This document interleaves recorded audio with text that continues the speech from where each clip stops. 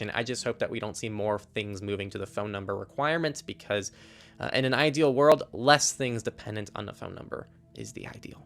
Less things dependent on the phone number is the ideal. The whole point of Signal is to replace things like SMS. That's the point of Signal. In order to do that, in this day and age, everything is phone number based. That's the way people communicate. If you meet some new person on the street, you're either asking them for a social media handle or you're asking them for a phone number. You don't ask for their email, and you don't ask them for their session ID. So like everything right now is based on the phone number, and I think Signal's going to stay that way, for better or for worse. And even with username support, you're still probably going to be able to add people with a phone number if you have their phone number, just like most other platforms that do this kind of thing. I tell people Signal is probably the best messenger you can be on in this day and age. Overall, like regarding usability, privacy and security, like just an overall best balance.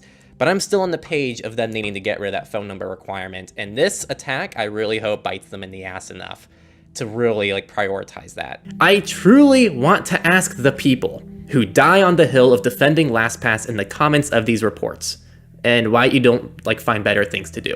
I know it's a little bit ranty, but seriously, why are you trying to die on the hill of defending LastPass, which is just such a scummy company, and we should be doing, in my opinion, so much to get away from them, because there's like nothing to lose. Let's go to Bitwarden. It's more free than LastPass in both money and freedom. It matches almost all of its features, and it takes literally minutes to switch, and a lot of people actually prefer the Bitwarden experience. But I do feel like this is really trending into like Mozilla territory, where they just don't listen to their users. They already deleted SMS import. Now they're getting rid of SMS entirely. They still haven't rolled out usernames despite literal years of waiting for that. Plus there was the whole mobile coin incident. Like, yeah, I feel like they're definitely not listening to their users, and I don't like this move at all. I think it's going to push people further away from Signal and make Signal adoption even harder on Android.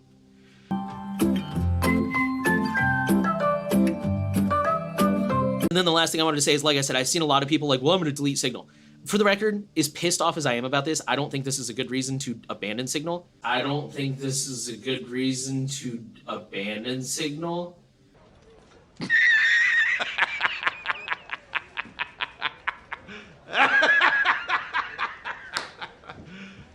You serious?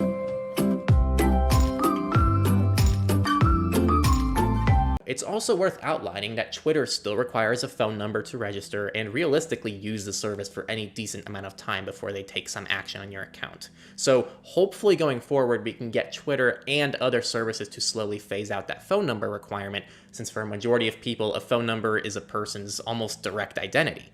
In some countries, it's illegal to even have a phone number not registered to an individual. So yes, good step in the right direction. I think it's great, especially in light of the Russia Ukraine situation, but going forward, we really want to see that phone number drop.